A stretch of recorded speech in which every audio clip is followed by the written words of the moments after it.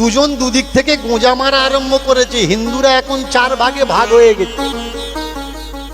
বিজেপির কিছু হিন্দু তৃণমূলের হিন্দু, ভালো করে শোনো, কিছু নিজ জাতের হিন্দু আর কিছু বামনেদের দলের হিন্দু। হিন্দু 4টে ভাগ হয়ে গেছে, মুসলমান কিন্তু ভাগ হয়নি। কেন?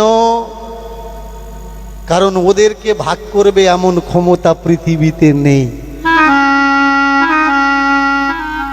ওরা এক আল্লাহ বিশ্বাসী, আর আমরা একটা ঈশ্বরে বিশ্বাসী নয়, দেবদেবীতে বিশ্বাসী।